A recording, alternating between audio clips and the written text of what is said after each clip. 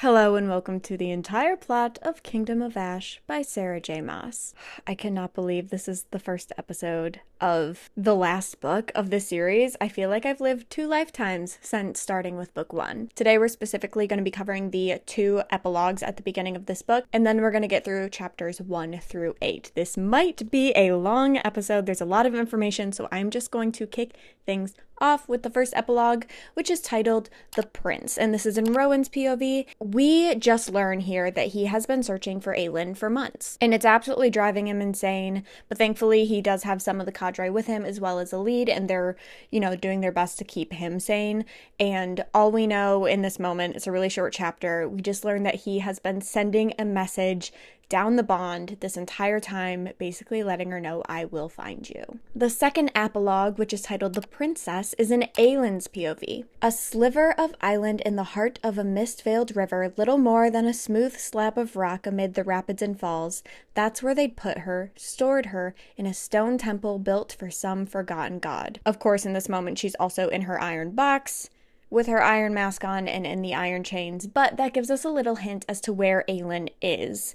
Remember, Rowan and them are looking for her. They have no idea where she could possibly be. She doesn't know how long she's been there. I mean, obviously, she's been in a box. She literally can't even see the sunlight. She has no clue how long she's been there. However, what she does know is that although she was excited to hear that she was going to settle, and she does have that immortal lifespan of the Fae, now that she's been captured by Maeve, and it's looking like the rest of her life is going to be spent in this iron box, she's now dreading the fact that she's going to be settling. And it's not just because, actually, before we continue, disclaimer for the entire Kingdom of Ash book, this is a very dark book. There are a lot of dark themes in this book, especially along the lines of not only physical, but also emotional and psychological torture. Now, I am going to go out of my way to deliver this as sensitively as possible for those who are maybe listening to this because they can't handle how in-depth Sarah J. Maas goes in the book, which is totally fine.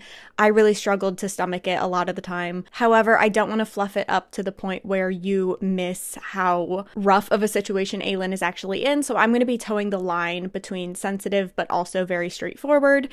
So that being said, if this video and how I relay things to you is not for you, then I can almost guarantee you this book is not for you, because I am dialing down the intensity notches from like level 100 to maybe level 10. Anyways, continue. I'll make a point to include that disclaimer at the beginning of every single video going forward. Anyways, so lots of physical torture going on from Cairn, but there's also that psychological and emotional torture going on from Maeve, and we'll learn a lot about that throughout the book, but especially in parts 1 and 2. But then there's also an aspect of Aelin almost torturing herself, because she's been sitting in this box and she can't stop thinking about everything that could go wrong or could go right. For example, in this very moment, she's thinking about what if Dorian is going to forge the lock in her place, and then she put that on Dorian, and in my opinion it's always been on both of them. She just kind of assumed and took on that responsibility, or I guess Aelin decided that she would be the one responsible, and then she just accepted the fact that she was expected to be the one responsible. But now she's starting to be really concerned of what if Dorian decides to forge the lock, and it's too late by the time I get out of here, and Dorian has to sacrifice himself now. Something, however, that I do love, and it's the tiniest light in the darkness that is Aelin's POV chapters in this book, but she told herself the story, once upon a time, in a land long since burned to ash, there lived a young princess who loved her kingdom. And this is a story that she tells herself to stay grounded while she is locked in the box, and also even while she is actively being tortured.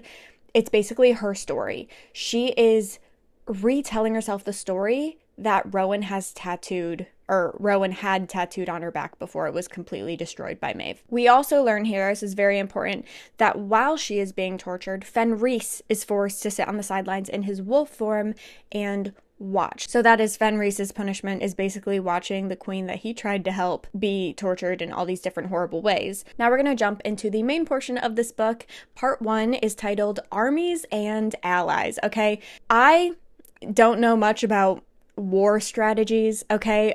Usually when I watch movies that have that kind of lingo, it goes right over my head, so I have done a lot of research to make sure I understand this, but also can dumb it down to you guys, because I'm assuming a lot of you are probably like me, okay? Maybe you're not super into war books, but you are trying to get through this book and trying to understand it, so I have dumbed down things, hopefully, well enough. Chapter 1, this is going to be in Adian's POV because they have made it to a snowy Terrasen, and he's hoping the snow will delay Erewhon at least a little bit so they can prepare for the big battle.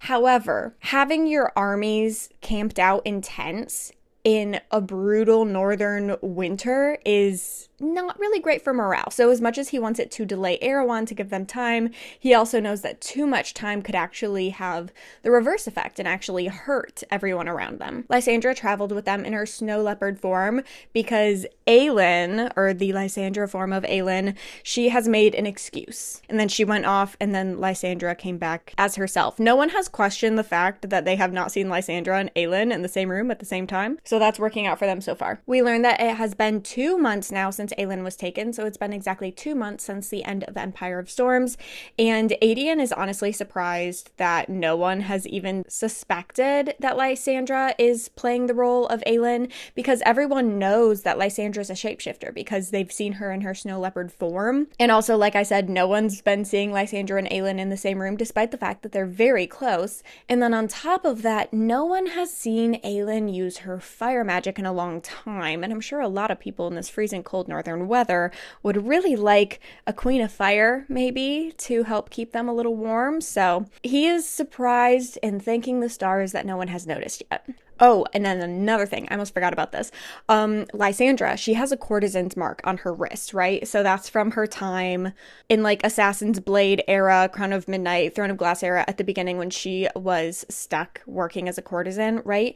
So she was branded, and no matter what form she shifts into, so whether she's a snow leopard or a sea dragon or even Aelin, she still has a courtesan mark on her wrist, okay? So that's another thing that Adian's like, thank goodness no one has noticed that, because it would look really weird if someone noticed that Aelin had a courtesan mark on her wrist, but thankfully because of how snowy it is and how cold it is, she has been bundled up whenever she was visible, so we're good there. We also learned that Adian still hates Lysandra for all of it, all the secrets that were being kept, but then also what Lysandra agreed to do behind his back. He has hardly looked at her or spoken to her at all, except for what would be expected for Aiden to talk about with his cousin as like her right-hand protector. So basically, any fluffy, sweet, romantic feelings we had between the two of them, they're absolutely gone. Lysandra will a couple times, you'll notice very quickly, she will plead with him to like, just please understand where I'm coming from and why I did what I did. Not in a way that's apologetic, because she wouldn't change it. She would go back and she would do it all again, and she will tell him as much very soon. But she's basically like, please understand why I did what I did. Please understand that my queen ordered me to keep this a secret from you. It wasn't like a choice, like I wanted to keep this a secret from you. Please understand the position that I was in and don't see me as the enemy right now. However, Adian is very hurt and he will continue to see her like an enemy for some time. Anyway, so on the war planning front, Adian and Aelin's allies have all agreed that Erewhon is most likely going to wait until the absolute dead of winter. So, like wait them out a little bit, get their morale down, let them freeze, let them lose some resources, and then he's going to come. The Lords of Terrasen, however, so like the third party here in making decisions, remember this is also Darrow, the guy that we met at the beginning of Empire Storms that we don't like at all, who is literally bending over backwards and making it his life mission to keep Aelin from the throne. Yeah, that guy. They reject this notion and they're like, no, he's gonna wait till spring. Let's just like go back to Orinth. Let's just, get comfy, stay near the Kush castles. Like, there's no reason to wait out here in the snow and meet them down south, which is a bad idea for many reasons, but we can get into that later. The goal basically is to keep the armies warm and fed as much as possible. They then agree that there's going to be a scouting mission. It's basically Adian, Lysandra, and a couple of others, and they're basically going to look out and see if they can see any signs of maybe where Erewhon might be coming from, because that's another big part of this, but then also when he might be coming. So we're going to flash forward to that scouting mission, and sure enough, they find 6 Valug soldiers working their way through the mountains. Now, that is very interesting for a couple reasons. Moving an army through like a small mountain pass is a bad idea for a lot of reasons. So they're like, why would Erewhon go out of his way to go through this mountain pass, except for maybe the element of surprise, but he'd probably lose a huge chunk of his armies just going through those mountains. So it's very, very interesting.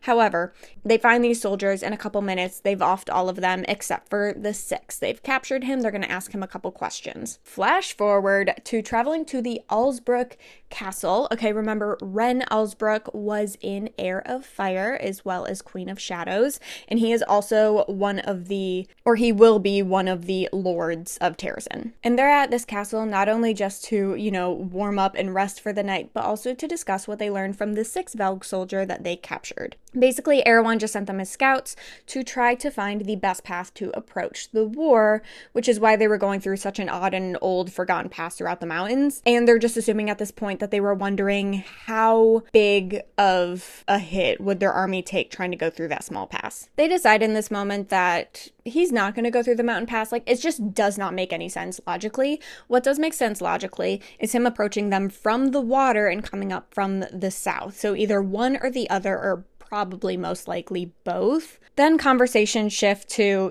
all the other parties. No one's heard from Rowan on how the search for Aelin's going. No one's heard from Manon or Dorian and how finding the Croatian witches or finding the third word key is going. They haven't heard from anyone, so their goal is to try to hold the four down as much as humanly possible. And we're also deciding in this moment that no news is good news, so that's pretty optimistic. Then Ren decides to ask the hard questions, which is, what business does Aelin have in Eldris? Now, Eldris is the excuse that Lysandra gave so that she could be in her snow leopard Lysandra form and excusing Aelin's absence. And Aedion just says that Aelin will tell them when she's ready and just trust that whatever she's doing it for the best interest of Terrasen. We also get from Aedion's internal monologue here that he is still suffering from an insane amount of guilt for the way that he really came on Aelin so hard, being like, where are your allies? What do we have to show for you showing off all your fire magic? He was basically accusing her of just messing around and not taking this seriously, and sure enough, she did more, 5 times more than anyone could have ever expected from her, but he never got a chance to apologize for that because she was captured by Maeve. I'll also note that Aedion is being very careful how he talks about Aelin around Ren specifically, because they need Ren's support. He is one of the lords of Terrasen. He has a lot of influence as an Allsbrook family member, and remember, it is up to the lords and ladies of Terrasen to decide whether or not Aelin can be reinstated as the true heir of Terrasen. Obviously, we found a lead who is an actual lady of Terrasen, so we have that. We technically also have Lysandra because Aelin has made her a lady, but unfortunately, until Aelin actually becomes queen, that's not going to be taken seriously. So they really need Ren's support, Ren and Myrta, and they're going to be working on some of the other lords as well, just trying to get them on Aelin's side, and man, is it going to be a lot of work. And I will say that we do need to work on Ren a little bit, because you're like, oh, doesn't he he was supporting the rebellion, so of course he's pro-Aelin. Well, technically yes, but once he learned who Aelin was, and the fact that she was Selena Sardothian, and he learned about the fact that she was basically living a cush life as an assassin these past 10 years and working for their enemies and, making a lot of blood money and all that stuff. He does harbor some resentment because obviously Terrasen has been going through it the past 10 years. And he's like, you all of a sudden, when it was convenient for you, decided you wanted to be queen again? Don't love that. So that's where Ren's at mentally and emotionally. However, he is trying to stay open-minded, okay? So he has that resentment, but he also does kind of see her as the best potential option as of right now. So, we're just going to work on that. We're going to cultivate that. We can't let him think that Aelin is just abandoning us at an important time in war. Anyway, so the conversation ends very quickly because none other than Evangeline enters the room, and this is the first time Evangeline and Lysandra have seen each other in a very, very long time, so it is a very sweet reunion. And don't worry if you're wondering where Fleetfoot is, he is also still being taken care of by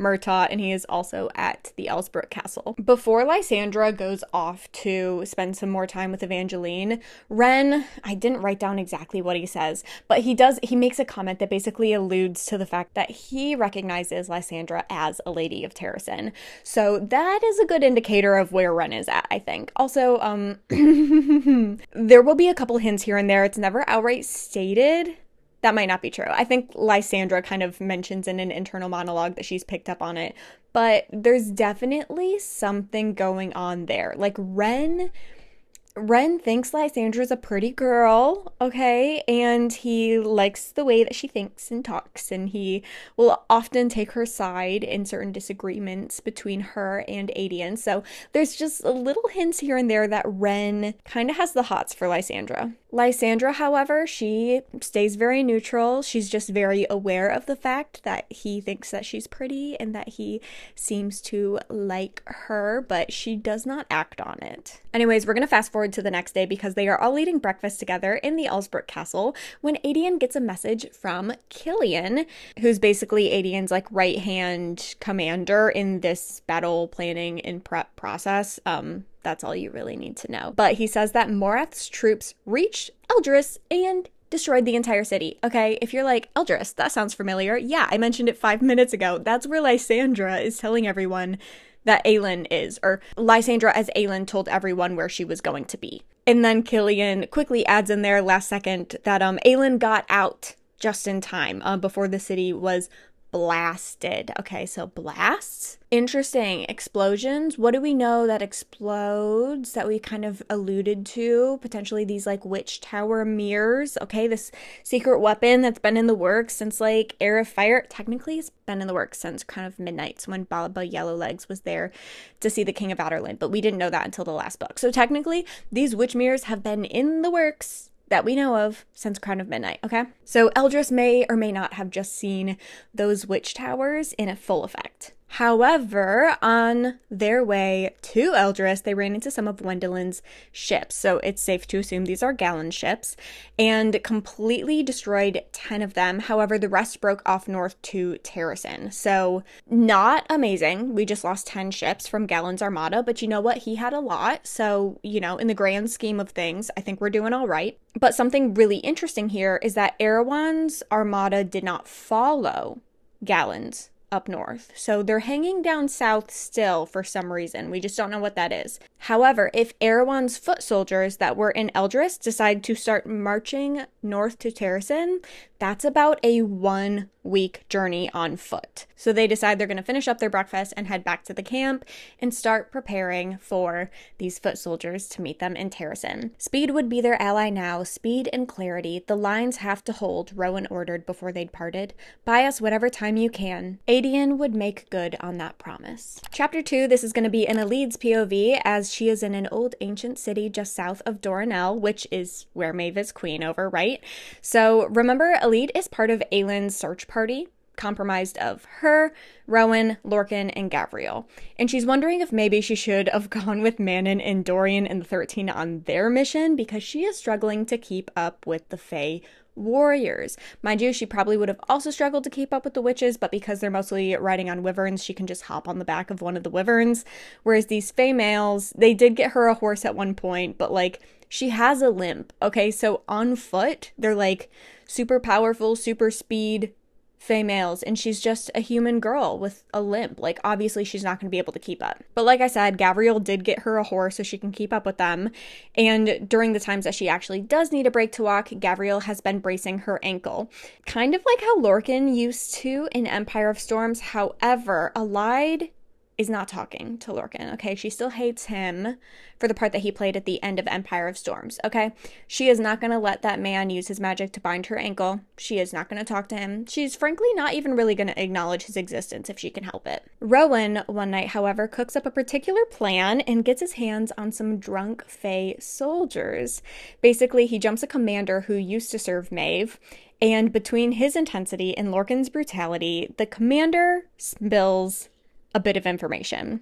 And so they decided to do that to the next, and the next, and the next, current and old commanders, to see what information they could get about Aelin and Maeve's whereabouts. Chapter 3, this is in Aelin's POV as she is watching the ancient trees of the Staghorn Mountains of Terrasen being burned. Remember, this is like a sacred forest, okay? And it's very symbolic to Terrasen, and she's watching it burn. Of course, this isn't actually happening. Remember, Maeve does have a sort of Daemati power. If you have not read ACOTAR and you're not sure of what that term means, she can manipulate your thinking, okay? So Maeve is going into Aelin's head and is creating these scenarios that feel very real, and she's like convincing Aelin that they are real in the moment. It's like a hyper-realistic nightmare that she is planting in Aelin's head. I want you to also notice here that Maeve is making her watch her homeland and the sacred forest burn with fire. You will see a lot of the ways that not even physically, okay, if you're picking up on what I'm putting down there, not only physically, but she is using fire to torture Aelin emotionally and psychologically through watching fire destroy things that she loves. And then through the physical part, obviously, fire is destroying her physical body. Aelin, however, snaps out of this hyper-realistic nightmare that she's having and sees the white wolf form of Fenris in front of her.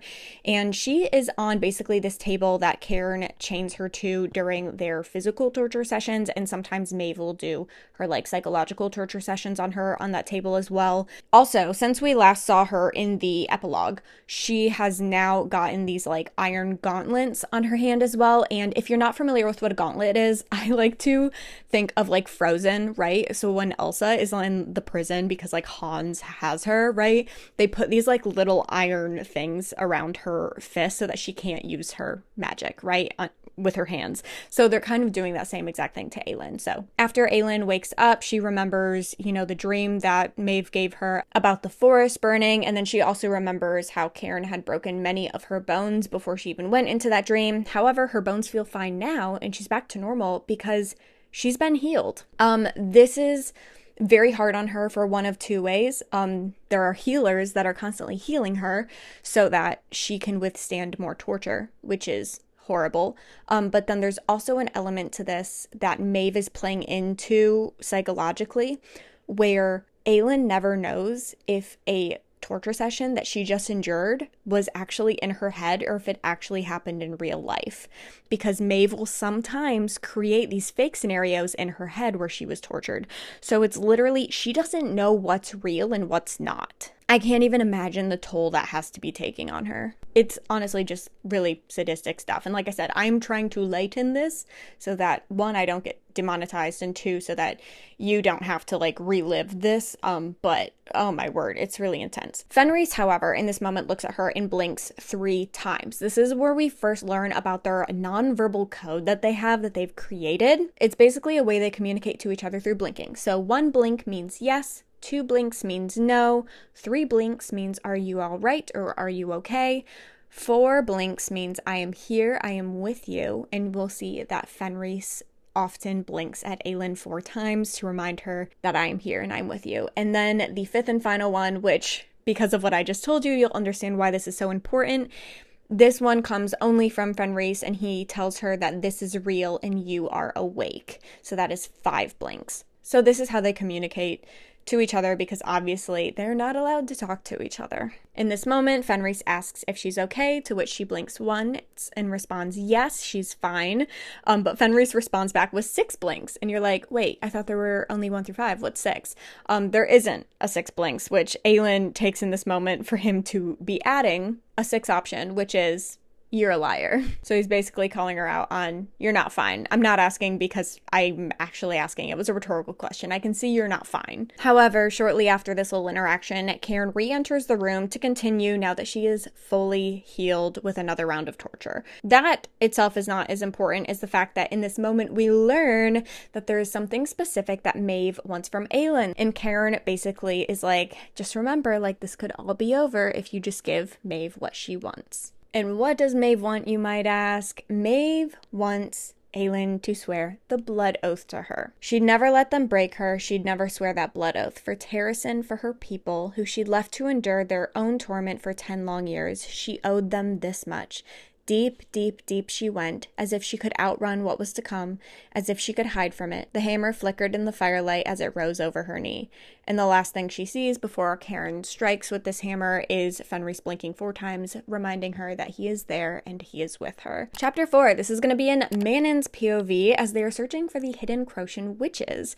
So far, however, they have been unsuccessful. It has also been 2 months from their perspective when Aelin was taken, so all these things are kind of happening concurrently. They have, however, found 3 Crocian witch camps, but they all were abandoned days or weeks before they actually arrived to them, so they haven't actually found any Crocian witches yet. They also have no clues as to where they're going to find the 3rd word key, which is their additional mission on top of finding the Crocian witches. To add insult to injury, not only are they hunting down these Crocians, but they're also being hunted by the Yellowlegs and Blueblood witches that are serving Erewhon right now. However, they are aiming for stealth, so although it goes against everything in their beings and they want to just like fight these people and take them out, they have had to go out of their way and make their journeys even twice as long to avoid the Yellowlegs and Bluebloods that are looking for them. So it's been majorly inconvenient.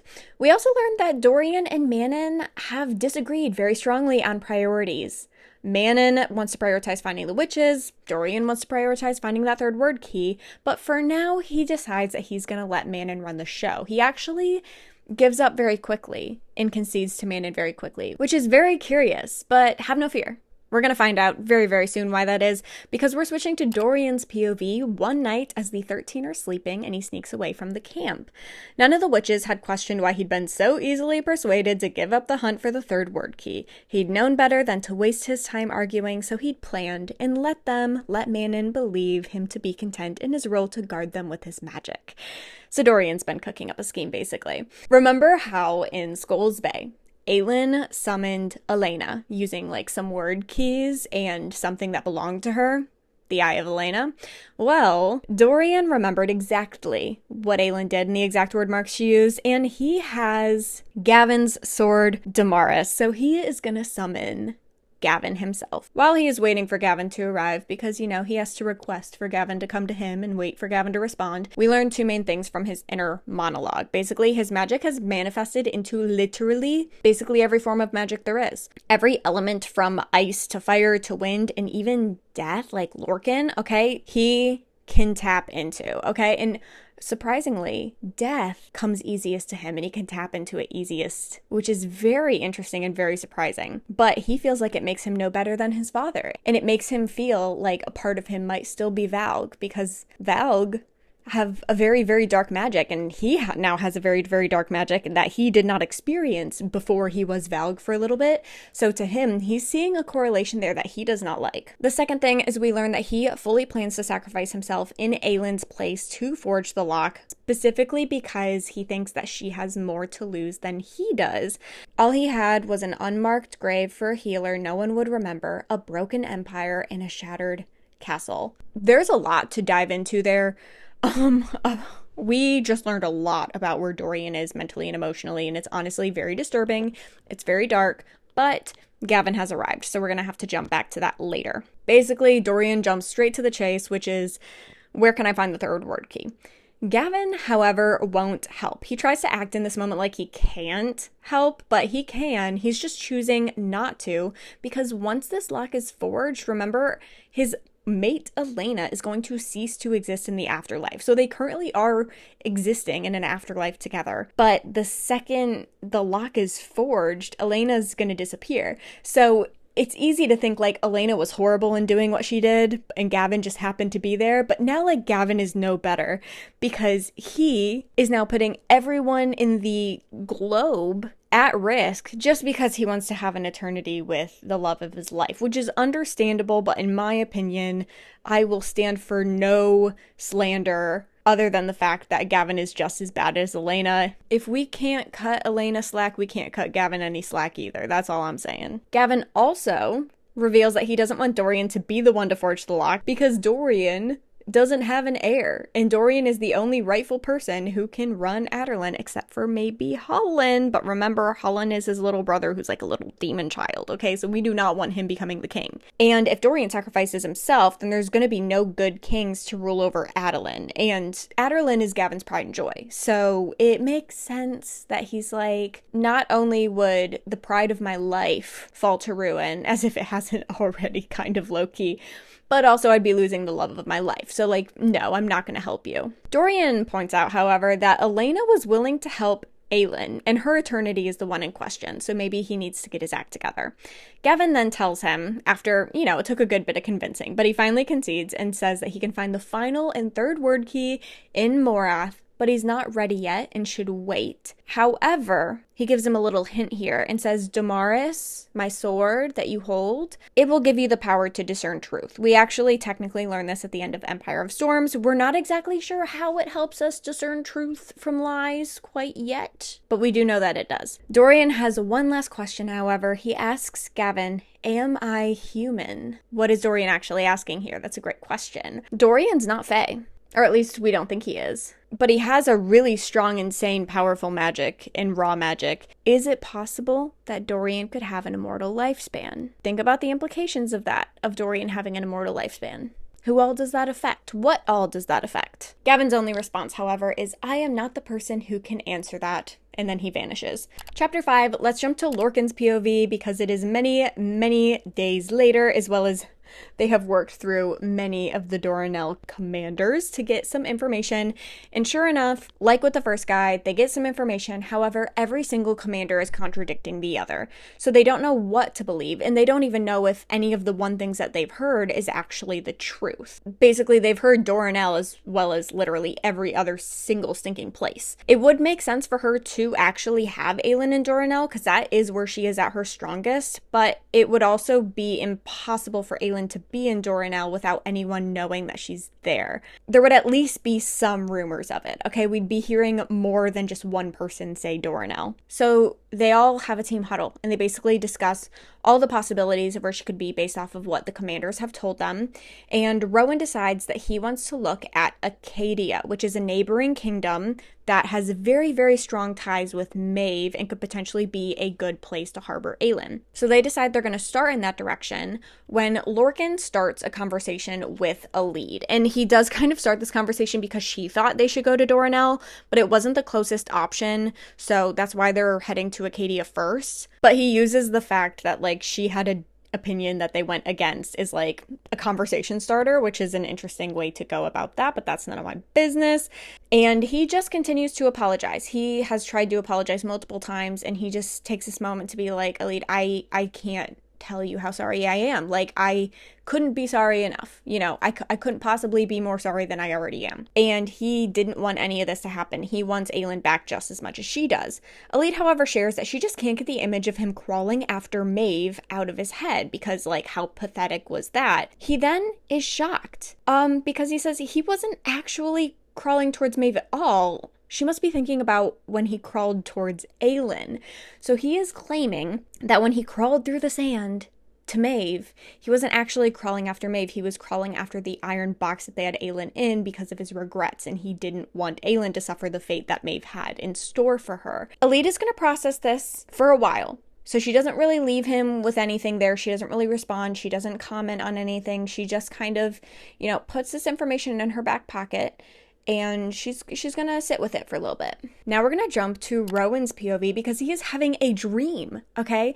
He can see Aelin on the other side of an abyss or a chasm in the ground, okay? So this is kind of symbolic of he wants to get to Aelin, but there's something in between him and Aelin and he can't get to her, okay? This is his nightmare right now. This is the nightmare that he is living. However, this is not Aelin as we know her, but a future version of Aelin, a post-settling Aelin. And not only is she settled, but she is pregnant, and then she is surrounded by 4 other children who look like the perfect mix of her and Rowan, which is crazy. Okay, I'll remind you that having children as Fae is really rare, but also she's half human, so that I think that kind of explains the fact that she's probably going to have 5 children in the future if Rowan's dream comes true. However, when he goes to reach for them, they are swept away and he wakes up. An immortal life they could share together somehow. He'd allow no other alternative.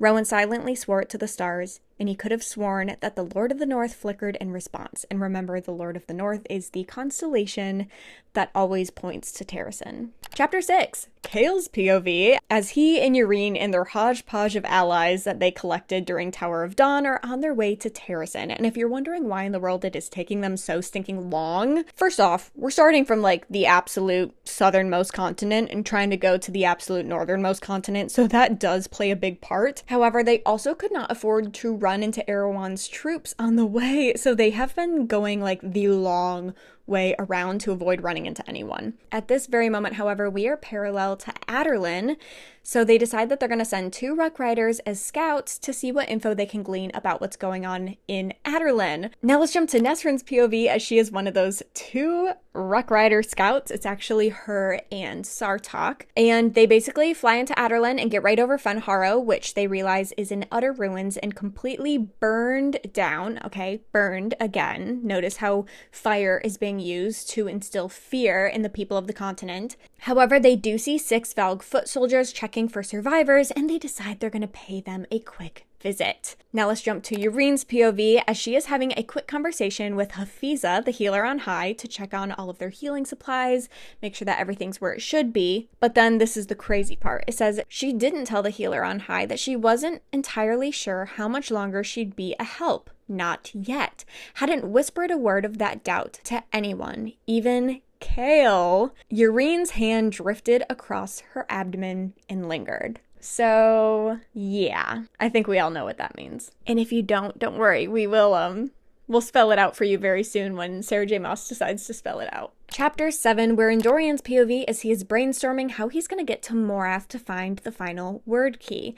Basically, the 13 are packing up and deciding on where to head to next, and Dorian implores them to keep moving south so that he can get closer to Morath, so that whenever he thinks it's a good time, he can break off from them and he won't be that far. However, Manon makes a call to go north, so they're going even further from Morath, okay? But before they're able to mount their wyverns, a giant bear comes out of nowhere and attacks Manon. Okay, Dorian, thankfully though, using his magic, hits the bear and uses his magic to protect Manon, and then the bear shifts. Okay, so it's a shifter, but it doesn't shift into a human. It shifts into a Stygian spider. It is the exact same Stygian spider that Manon stole the spider silk from in Heir of Fire. Remember, she stole the spider silk to fix Abraxos's wing? Yeah, so this is that spider. Also, remember, the spider told us about another deal that she did with someone else. We'll get to that in a second. We learned that the spider has actually been hunting her this whole time. Okay, so since Heir of Fire, the Stygian spider has been on a very, very long journey and has finally caught up to Manon after all this time. And they finally get the spider surrounded, and instead of being interested in the fact that this spider is attacking Manon, Dorian is actually more interested in the fact that the Stygian spider can shift and starts trying to ask about the shifting magic. The spider says, "I took 2 decades from a young merchant's life in exchange for my silk.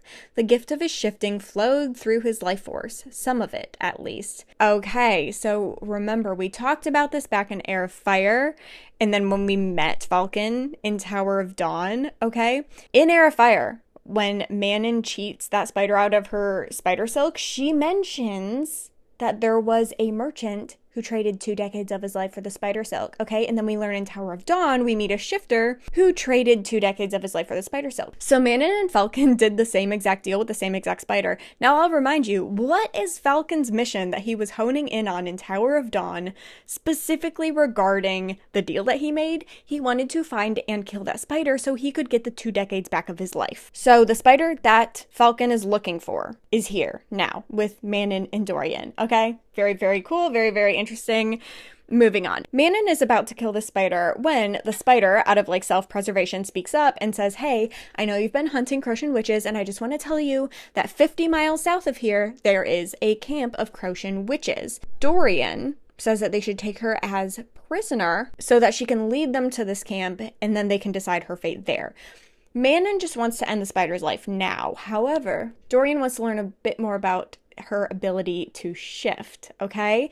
He is wondering if maybe if he can learn the shape-shifting ability, because remember, he can manifest most every single form of magic, right? So if he can learn how to manifest the shape-shifting ability, imagine the tool that would be to get into Morath undetected and find the final word key. That would be huge for Dorian. Manon is a little frustrated that Dorian opposed her in front of her 13, but also, you know, he is a king, so he does have the right to do that. However, she more criticizes him for even trusting the spider. However, Dorian could tell by touching his sword that she was telling the truth, because the handle of the sword warmed in his hand when she mentioned that there is a Crocian camp 50 miles south. So that is how we learn the sword warms up when they're telling the truth, and the sword goes ice cold when someone is lying in the presence of the person bearing the sword.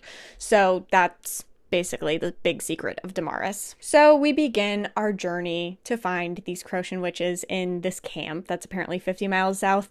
And side note, we do learn that the Stygian spider has a name, and it is Serene. Not very important, but just in case you wanted to know, her name is Serene. Chapter 8, Aylin's POV as she wakes up in the iron box. And she's basically remembering her most recent session with Cairn, which consisted of him burning her hands and shattering the bones in one of her arms. Once again, we are seeing how he is using fire to torture. But of course, at this point, she is fully healed because the healers heal her before putting her back in the box. And for some reason, we don't know why, Cairn forgot to put the iron gauntlets over her hands. Cairn, however, comes by shortly to get her, and there are 6 other guards with him. They put something over her head so she can't see, and they escort her and Fenris to where Maeve currently is. So Aylin gets to, it's kind of like what Maeve is using as her throne room in this area. It's not her actual throne room from Doranel. It's like this different little area that she is at. But they take the covering off of Aylin, and Maeve has Cairn put Mab's crown on Aylin's head, and then has her bow in a pile of shattered glass. Now, see, there's elements here. There's the psychological, which is she is wearing Mab's crown, but then there's also the physical, her knees literally in shards of glass. But then there's also another aspect of psychological where Aylin is bowing to Maeve against her will. To add insult to injury, Maeve said she's heard funny reports that she and Rowan were seen in Terrasen preparing for the war. Now, in this moment, you're like, oh no, she's aware of the fact that Lysandra has shifted into Aylin's form and is pretending to be Aylin. However, that's not what Aylin is concerned about in this moment. Aylin's biggest concern is that Rowan is in Terrasen. Although she was telling him to take on his role as like king consort and helping Terrasen, she hoped and really thought that a part of him would be looking for her. And of course, we do know that a part of him is actually looking for her, but she doesn't know that in this moment. So she takes this as confirmation that Rowan is not actually looking for her at all, and any hope that she had of being rescued is just gone. And that is the most psychologically destroying thing in this moment to Aylin, is that there's like no hope of rescue whatsoever. Jumping back to the physical side of things, Aylin is being pushed harder and harder into the glass by Cairn, which alone sounds horrible. I'm not trying to downplay how horrible that is, but it's worse than you think, because it's actually glass created by dragons from an old southern war where the dragon's fire turned the sand dunes into the hardest glass known in the world. So once again, using fire against her, okay? This is created by a dragon's fire breath. Glass, okay? And then on top of that, Maeve reminds her of dragons. Now, if you're like, whoa, dragons in the Throne of Glass world? No, actually, there are not dragons in the Throne of Glass world. They went extinct in this war, okay? So dragons no longer exist. And so Maeve is also throwing hints at her of a fire-wielding creature that went extinct, like how Maeve will make her kind of extinct in a way, unless she swears the blood oath to her. Then things get even crazier. While Aylin is enduring this, Maeve turns her attention to Fenris, specifically his twin brother Connell. So she tells Connell that you can talk to your brother and tell him what you've been wanting to say. So Connell comes up to his brother and scolds him for going off to serve Aelin and defying Maeve, but also for standing in his way. Remember, Fenrys took the blood oath and has served Maeve to the extent that he has in order to protect his twin brother. And this already is hard enough. Like, he's doing all of this for his brother, who hates him for doing it. But he still is doing it for his brother because he loves him. But then at the end of him scolding him, Connell, under Maeve's mental manipulation and control, unalives himself in front of Fenrys. And now Fenrys is sworn the blood oath to Maeve and stuck in his blood oath to Maeve, not even for his brother anymore. Like, he's literally alone. Also, the rest of the cadre is gone. They're trying to help Rowan, right? And aid Terrasen in the war. So now Fenrys is truly alone, and he doesn't even have the fact that he's fighting to protect his twin brother anymore. And also, he just had to watch his brother unalive himself against his own will in front of him. So it's a very dark, very painful moment. Aelin, however, takes advantage of the chaos and grabs a shard of the dragon glass at her knees. She then turns around. Just kidding. She actually grabs 2 shards of dragon glass. She shoves one into Cairn's neck. Unfortunately, Cairn is fine, but it's still wild that she did that. And then the other one she throws at Maeve. Maeve moves out of the way with a split second to spare. However, she does not get completely out of the way. And the shard of dragon glass cuts her cheek. And Aelin swore for half a second that the blood looked black. But then she's knocked out. What do we know about black blood? Who bleeds black? The Valg. We already know that Maeve is a Valg queen. Okay, we learned that in Tower of Dawn and technically also Empire of Storms. But Aelin doesn't know that. Aelin has not suspected that. So that's crazy. That is actually the end of part 1. What a crazy episode. If you are not caught up, you absolutely need to. This is the absolute best place to do that at, which is the entire plot playlist. And of course, you should subscribe so you get notified whenever I post a brand new entire plot episode.